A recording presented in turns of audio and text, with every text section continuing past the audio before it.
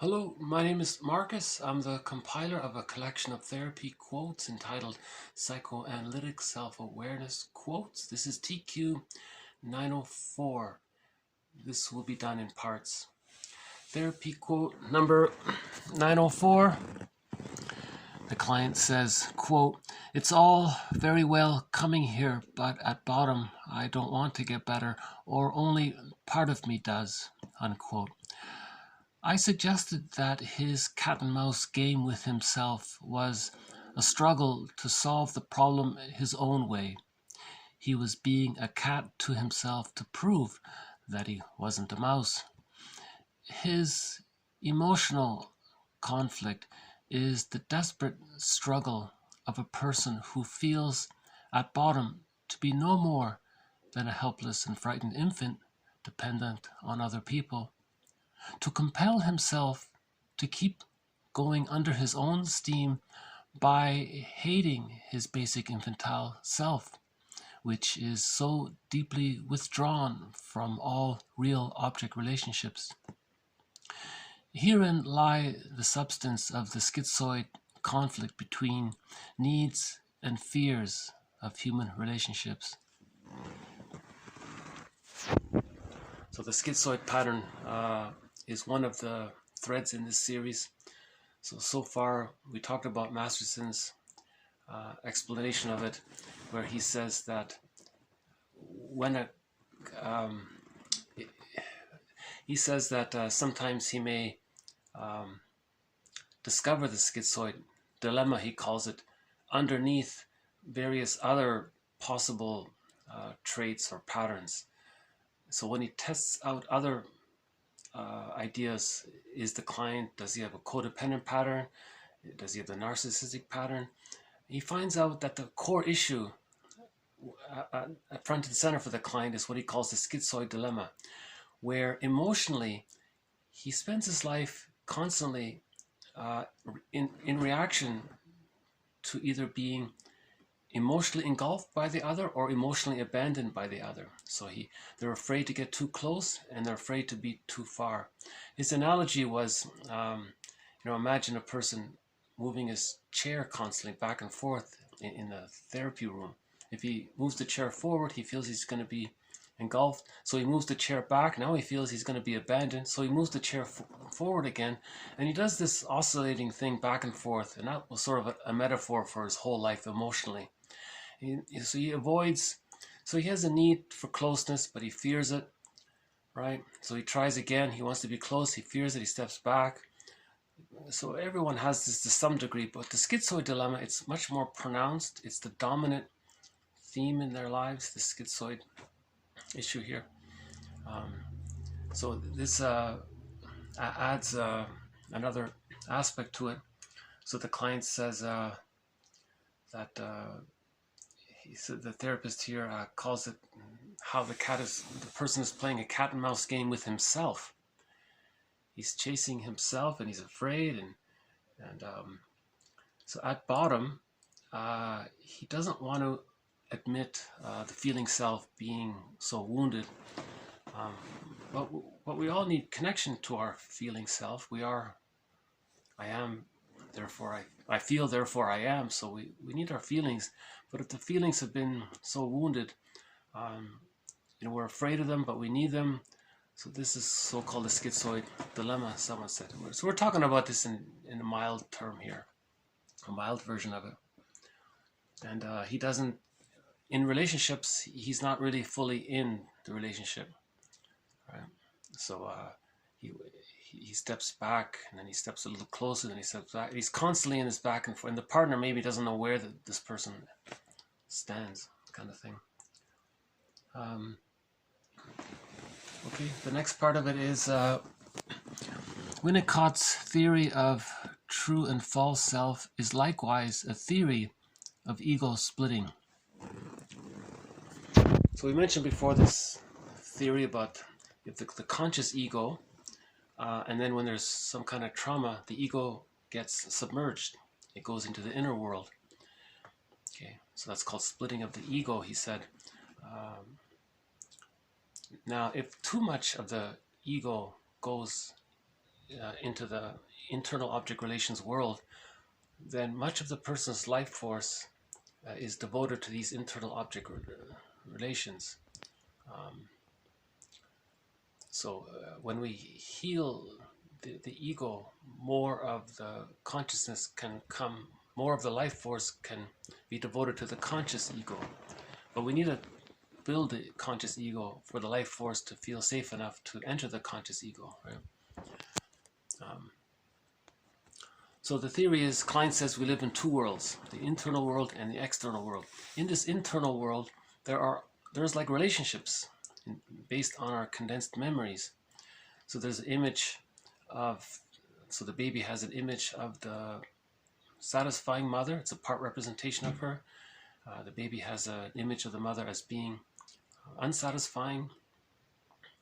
This unsatisfying image of the mother is further subsplit into the enticing and the rejecting image of the mother. And each of these three parts has a little mind of its own. That mind is the person's unconscious ego subsplit into those three areas. And now the self-representation, a part self-representation, is linked to each one of those three-part other representations. And they each have a little mind. Okay, so you have these 6 little minds inside, let's say, and all of these little, it's a metaphor, right? So it means the person's conscious ego got split, a part of it got split off and went into the unconscious, and then it gets further split to serve the part self images and the part other images, right? So, we can modify that question, to whom does the Grail serve? Maybe we can say, whom does the ego serve? Does the ego serve more in the conscious realm and the adult conscious functioning, or is the person caught, or is the person's ego serving this caught in fearing life force attaching to others in the outer world? So in other words, a fear of intimacy, a fear of closeness with others. So their life force is invested in this internal world, and so you have all these different characters in here. Right? So that's one way to think of it. For whom does the Grail serve? For whom does the ego serve? Is the ego serving the conscious, present life for the person, or is the person's ego more serving these old wounded childhood memories, where the child was had to deal with the anxiety of a developmental trauma? Let's say the child had to create all of these split images. So the soul is fragmented, and you have all these memories there.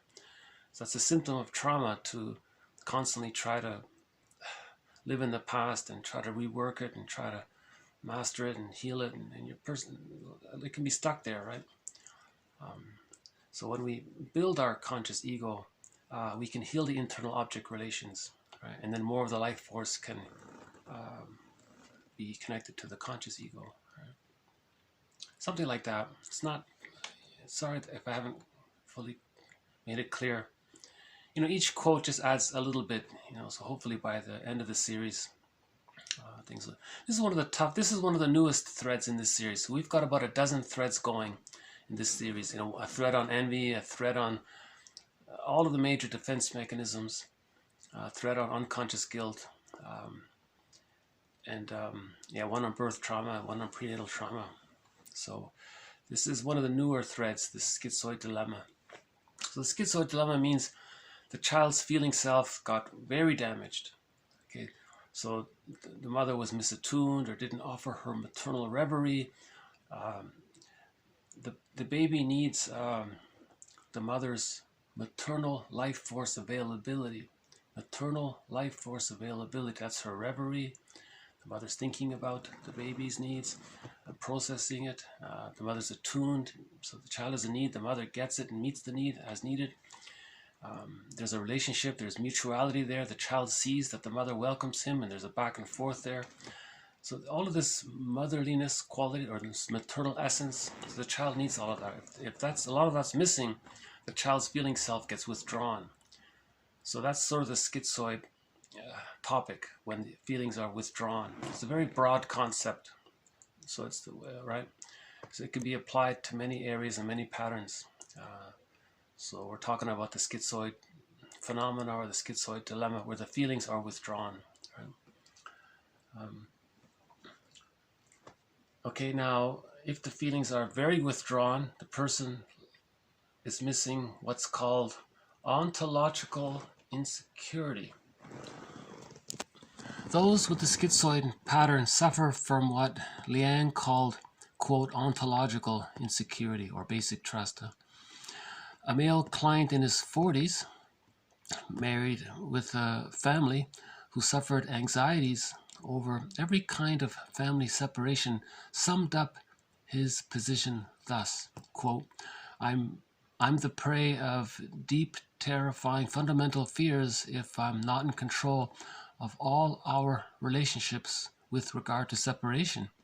If my wife is away and is late returning, or I don't know when she'll be back, I panic.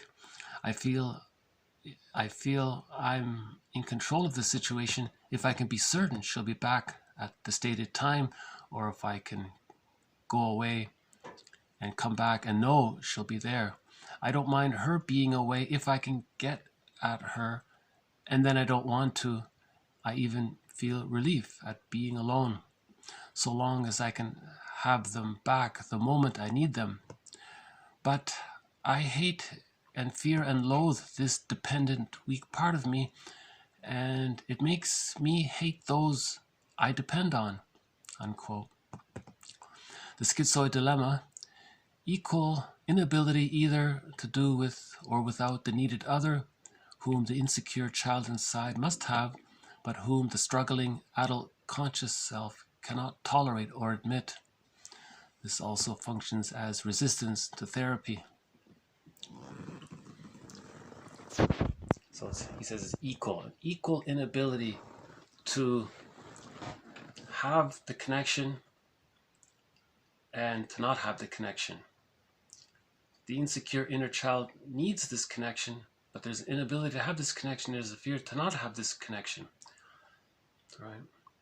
And he says this is reflected in the therapy room here. So that can represent the client's fear of forming a connection with the therapy, right? With the therapist, right? So he says his solution to this schizoid dilemma is to have all of this control over the other person. That's right, because he lacks ontological security.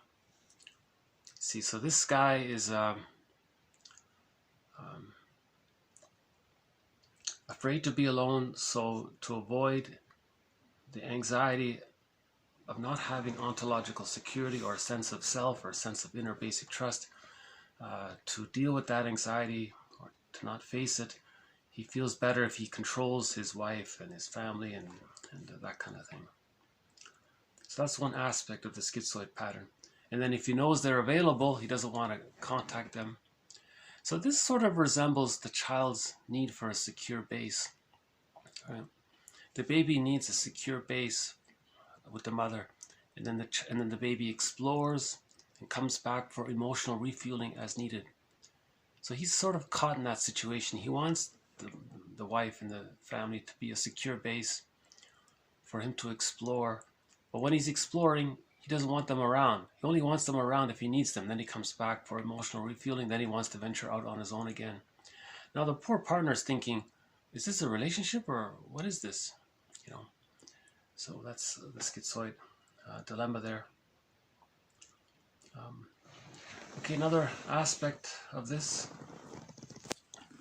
The reason why there is a taboo on tenderness is that tenderness is regarded as weakness in all but the most private relations in life, and many people regard it as weakness even there and introduce patterns of denial into the love life itself. So a person with a schizoid pattern is not going to show much vulnerability because that exposes those two fears of needing love and being afraid of it. So they're going to deny that side of them. And he says here, this author says here, that tenderness is interpreted with being vulnerable. or being too emotionally exposed. So that's what he means by weakness. It's not meant to. A person with a schizoid pattern has these negative thoughts about the idea of weakness, but what it just means is he feels vulnerable to share his feelings closely with another person or something like that. Even in his marriage, he may have this kind of schizoid situation. He'll be detached, emotionally. The essence of the schizoid compromise. Okay, the essence of the schizoid compromise is to find a way of relating. Okay, retaining a relationship in such a form that it shall not involve any warm, tender, or affectionate response. Yeah, so he wants a relationship or a marriage. This could be a man or a woman. They want the marriage, they want the relationship on the condition there's no warmth, tenderness, or affection involved. Then he'll accept the relationship. Yeah, it's kind of sad, right? Well, that's not, I don't mean that to be judgmental. I imagine if two people with the schizoid dilemma are couples, then they're helping each other. I guess it might be sad if the codependent person thought that they're going to have a close relationship with the person with the schizoid pattern. Then it would be painful for that codependent person, wouldn't it? Yeah. Okay, next part here. The client, however neurotic, is still a person in his own right. He is dysfunctional because in some way he wasn't treated as one in childhood. He feels an urgent necessity to defend his own independence and freedom of self-determination as a person. And he feels this all the more wounded deep down he feels to be. So they're implying here that for whatever reason, the child didn't get to experience himself as a person in their own right, as a little person. Sometimes the parents unknowingly forget to regard their children as little people with their full subjectivity. They have needs and feelings and they want a relationship. So they forget that. If they do, that can lead to the schizoid pattern. So, and then there's a pseudo independence there, and the person's emotionally withdrawn as a result, right? If anyone is so unfortunate as to discover that his infancy has left him too great a measure of arrested emotional development, he soon learns to bend all his energies to hiding the infant within. So the more traumatized, the more of his energy is going to be used to hide that vulnerable self. Right? It still influences the person, but in that his life force is devoted to maintaining that defensive structure. So he'll use a lot of these infantile immature defense mechanisms, splitting, projective identification, right? Reaction formation, magical thinking. The schizoid is more withdrawn about it, so they're not overtly narcissistic, or they don't. So this is not. We're not talking about social shyness, or maybe being a little introverted. We're not talking really about that. We're talking about the feeling self being detached from the person's bodily awareness, let's say, right? So they don't really know what they feel, or they don't have words for their feelings often. They don't want to ever talk about anything sensitive or feeling. They'll bolt usually when an emotion comes up.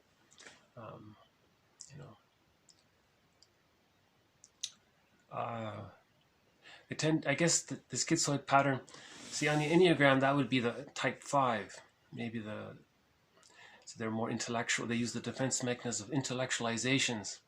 So their thoughts and their feelings are disconnected. They're compartmentalized.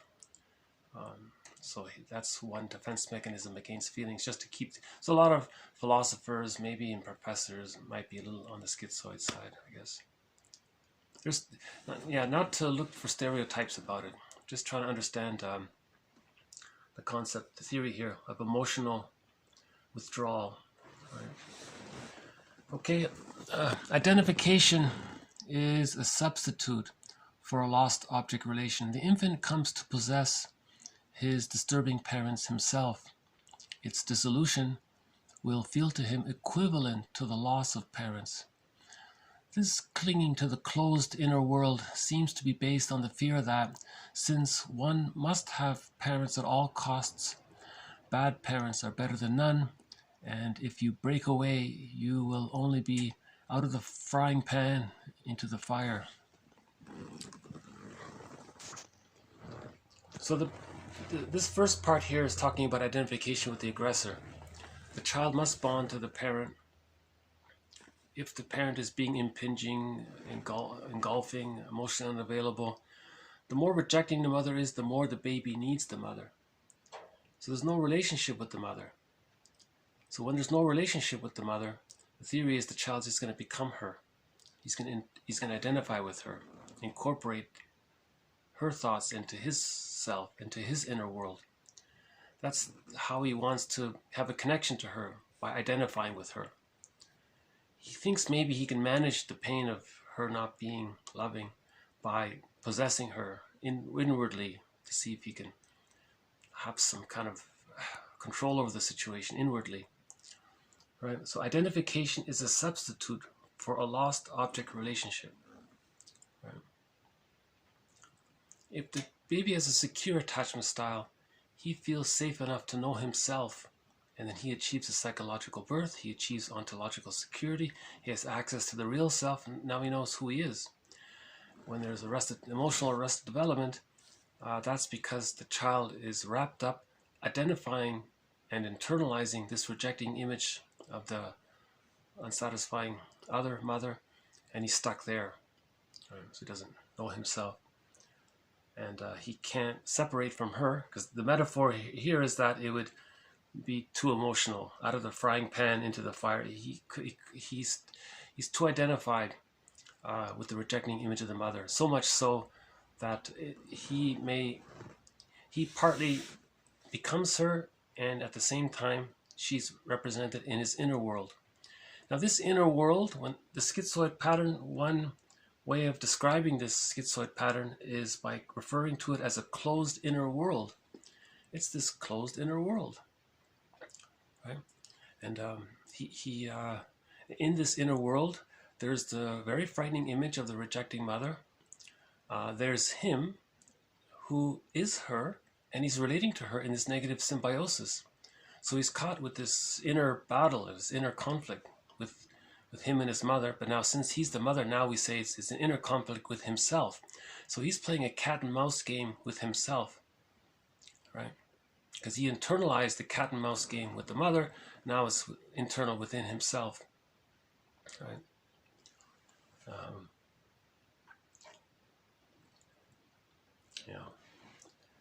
So in the narcissistic pattern, often underneath the narcissistic pattern, Masterson said you will often, he says, you may find underneath the narcissistic pattern the schizoid dilemma. Right? So once he had a case where he worked through the issue with the narcissistic pattern, and then he discovered underneath it was the schizoid dilemma. I think that's how he discovered, how he became more aware of it, about the schizoid dilemma, because he was trying to heal the narcissistic pattern, and it was very difficult. He wasn't getting anywhere for a while. Then it finally dawned on him that there's an underlying schizoid dilemma. And then he faced that. Then he went back to the narcissistic pattern, and he could heal the client that way. Masterson has sort of three things in mind: the schizoid dilemma, okay, these two fears of engulfment and abandonment, but very strongly, right? the narcissistic pattern where the person has identified with the aggressor, right? So remember, from the baby's point of view, if the mother's not meeting the baby's needs, the baby feels devalued, objectified. Okay, the baby identifies with the aggressor. He grows up and then devalues and objectifies others. Right? So he does to others what his mother did to him, to communicate that when he was a child, that's what his mother did to him. And he's sort of stuck there in this identification with her, and then doing to others what his mother did to him. So that's a narcissistic pattern. The inner world of the inner world underlying the narcissistic pattern is that the self-representation is fused with the object representation, so much so that it's blurred and mixed up, and he becomes, his self-representation adopts the other representation, and he disavows the self-representation. Right? So, in other words, he's an extension of his mother, doing to others what his mother did to him. He's just continuing what them. So he doesn't know himself. He's just an extension of his. He's just doing what his mother did. Right? Not to blame the mother. So we've had a number of that's been a major thread in this series. No one is blaming the mother. It's not about that. We're trying to understand the theory of object relations theory. Okay, next part here. Discover the obstacles. Provide a relationship in which the client can come to feel secure, and leave nature to do her healing work. I thought that was a nice sort of summary statement about the therapy process. Notice the obstacles. Notice the all of these infantile immature defense mechanisms. The repetition compulsion. Okay. Provide a relationship in which the client can come to feel secure. So there's that secure base. And then leave nature to do her healing work. Yeah, that's a good little summary. But to keep in mind also a number of therapy approaches not being oriented to the uncovering of the schizoid problem inadvertently helps those with this pattern to maintain their defenses against it. So he made the point that some therapy approaches don't acknowledge the schizoid dilemma, and if you try to heal a person while not acknowledging the schizoid dilemma, you may accidentally be reinforcing the defenses around the schizoid dilemma. Right? So I think that was Masterson's point. He was working with the narcissistic pattern. Things weren't improving. Things improved when he worked with the schizoid pattern. That's when things improved. Okay, the next part here. Maybe we are just emerging from the psychological dark ages in the matter of bringing up children. Geez, that was an interesting comment, huh? Maybe we're just emerging from the psychological dark ages in the matter of bringing up children. So now we appreciate more that children are little people, and that children need an extended womb. So because humans come out of the womb too early, an extended womb is offered. Right? And the mother meets the needs of the baby as best as she can in a similar spirit and tone and manner that the baby's needs were met while he was in the womb. It's an extended womb. So the womb life has to continue for the first few months after physical birth.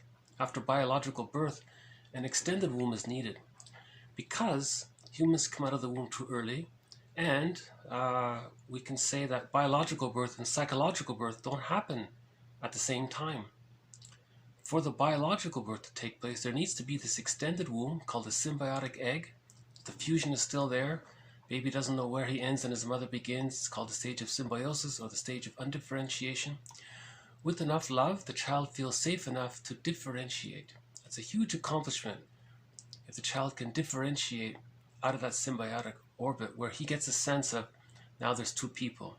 He gets that. Before, it was all about him. He thought it was just him. So that's the narcissistic pattern, right? It's all about him. They're still stuck in that negative symbiosis, the narcissistic pattern. And all of the other patterns around the rest of development within the first 6 months, the closet narcissistic pattern, the hostile provocative attachment style, right? Hiding behind power struggles as a character defense pattern, the schizoid pattern that resembles the Iago character in literature, some of those symbiotic character disorders, and there are a few other character disorders. So one of the patterns that come out, that emerge from when the baby doesn't get his symbiotic needs met. Remember, if the baby's so frightened, he's not going to leave the symbiotic egg with the mother. The child has to feel safe in order to differentiate, you see? Right. And then we say that if differentiation does take place, we say that love and gratitude have entered the psychological picture because the child needs enough love to differentiate. So if he does differentiate, we say that at 6 months, love and gratitude have now entered the psychological picture. If that doesn't take place, if the fusion is still there, the main emotions are hate, greed, envy, spite, schadenfreude, vindictiveness, and the humor is dark humor and very pessimistic, and scornful irony and biting irony, and put down humor, and so on. You know, because they're in the negative symbiosis and they're angry, right? And they're greedy and they're envious, and they're stuck with infantile megalomania, so they think it's all about them. Okay, so love and gratitude haven't entered the psychological picture if trauma takes place so early on. You know. So now that we're aware of this, thanks to a lot of work, the past 100 plus years have done a lot of work in this area. Right? I think Lamaze would like this quote. He talks a lot about how we don't appreciate children that much. You know, Alice Miller as well. So Alice Miller and Lamaze, they did a lot. Alice Miller in particular did a lot to bring awareness to treating babies as little human beings. And Mahler made it clear about the difference between biological birth and psychological birth. Object relations theory offers a model to understanding the psychological birth, and so on. Okay, next part here. It would take a major shift in consciousness to create an atmosphere in which clients might find it easier to accept psychotherapy, a cultural atmosphere from which not only Sadi's taboo on tenderness had disappeared, but also its deeper implication, the taboo on weakness.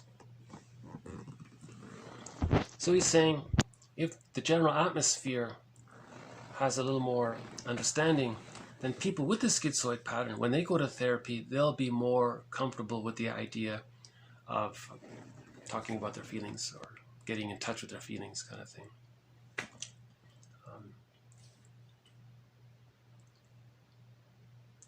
Okay, last part here. There is certainly no quick and easy way of making a mature and stable adult personality out of the legacy of an undermined childhood. Interesting phrase, an undermined childhood. So there is no quick and easy way of making a mature and stable adult personality out of the legacy of an undermined childhood. So the healing process is a lot of work, yeah. So that's why that quote about the therapy approaches that don't look at deeper issues, sometimes they're not that helpful. Right?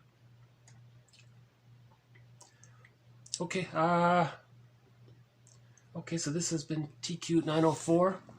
Maybe I'll just finish off with a song here. This is a song called, sung in French. It's called Je t'ai destiné. I think it's Sylvie Bernard is the singer.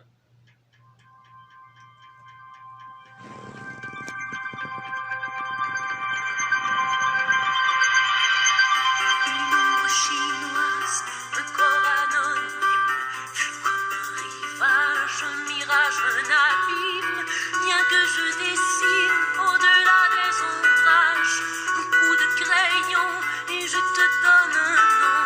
C'est ton cœur au repos que je voudrais toucher, dessiner ses épaules sous ta peau prisonnier, un peu plus à droite, une forme blanche, le bras et la hanche, et c'est déjà toi. Les photos sont des spasmes, des éclairs qui passent, qui déchirent l'espace, les moments sans trucage. Le dessin est plus lent, sensuel et fidèle, un jeu confident quand il s'agit d'amour. Je te dessine du bout de mes doigts, à ma manière à moi, à ma manière à moi. Du fusain ou du plomb, c'est une querelle. Quand choisir une saison, quelle est la plus belle? La douceur de la peau d'un homme désarmé, ou l'ardeur assoupie d'un amant apaisé. Si mes yeux sont baissés, c'est que mes doigts magiques savent seuls tout tracer, se moquant des techniques pour les courbes ambrées, pareilles au sable d'eau douce, des teintes estompées par le bout de mon pouce. Rythme ton souffle au mien qui libère le dessin de toutes les poussières que laisse le fusain. Je souffle les remords, des pleurs d'épouse amère. J'efface les histoires dont on n'est pas très fier. Je te dessine du bout de mes doigts, à ma manière à moi, à ma manière à moi.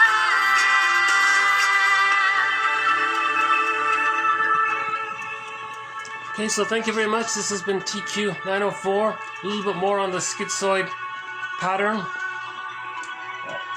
So we talked a little bit about,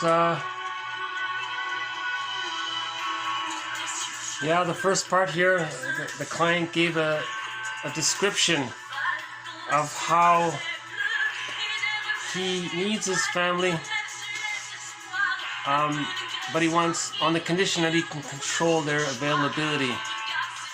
Right.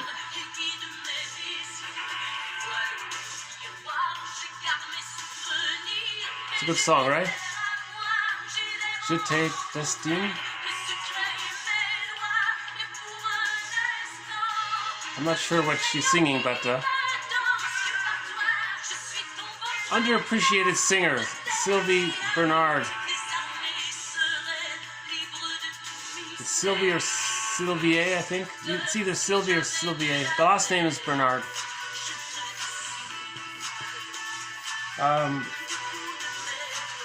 Okay, so the idea of for whom does the grail serve, for whom does the ego serve?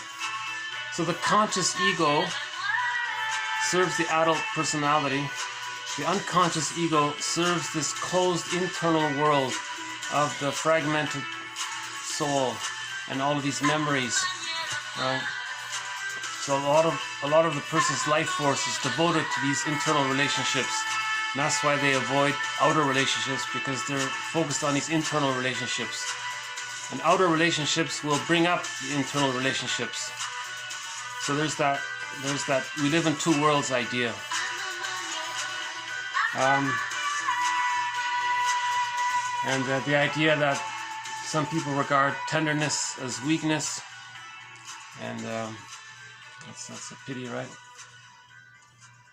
And one guy said the essence of the schizoid pattern is to have a relationship where there's no warm, tender feelings.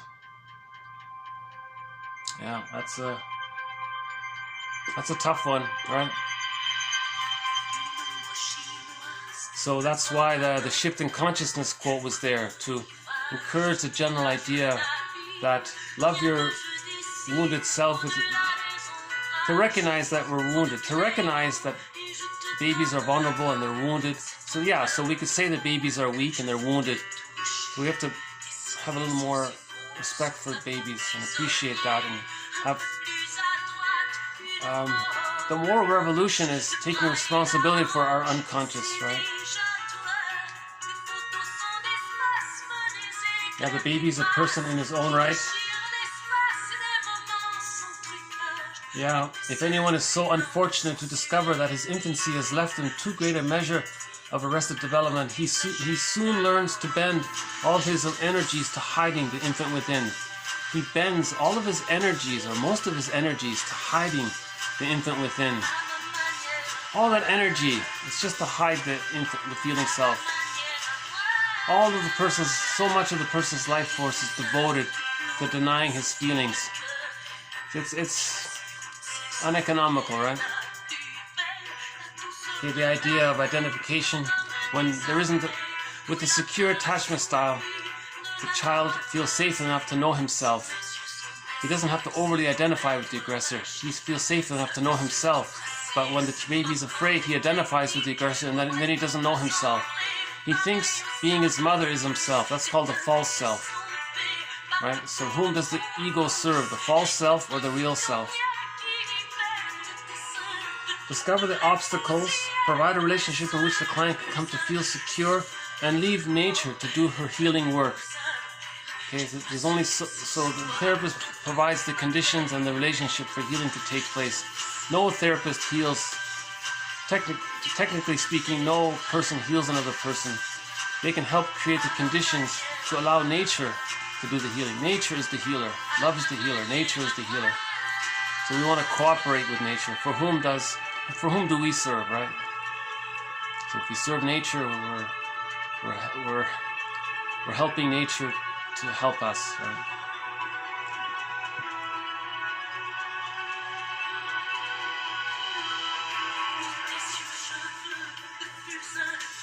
Okay, and the last one there's certainly no quick and easy way of making a mature and stable adult personality as a legacy of an undermined childhood. That's another way of talking about arrested development. A legacy of an undermined childhood. The undermined childhood is when the child didn't get a chance to go through the subphases of the separation individuation process. The first subphase is the stage of symbiosis from birth to 6 months. That's the egg, that's the extended womb. Then there's differentiation. Then there's practicing, then there's rapprochement. By the age of 3, the child internalizes all of this love and support. These condensed memories become what's called the holding interject, or the internalized good object. This affords the child ontological security, a sense of basic trust, a sense of himself is there. Much more of the child's life force can connect to the self-representation. With this inner security or ontological security, the child has access to the real self. The real self is a part of the person with various capacities as described by Masterson in a previous video. Right? So the legacy of an undermined childhood is when the child didn't get a chance to go through those phases. So we have to forgive our parents. We mourn the loss for ourselves of not getting a secure attachment style. Mourn the loss that our parents didn't have a secure attachment style. We have to heal intergenerational trauma.